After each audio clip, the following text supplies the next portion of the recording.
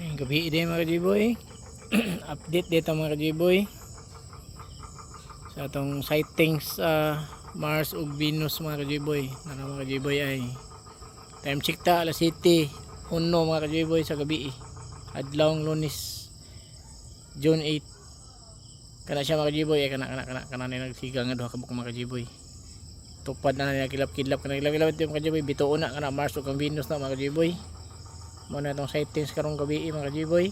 Atong i-zoom mga G-boy ha, 12.0 times zoom mga G-boy. Nara mga G-boy atong hinahinayon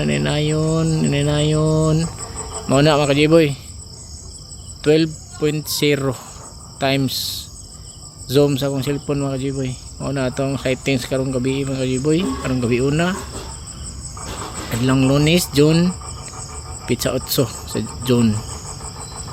Balik ta tong mga G-boy na mao na siya mga G-boy, kanang duha ka buok mao na siya, kanang duha ka buok ng tupad kana. Balik tong zoom mga G-boy ha.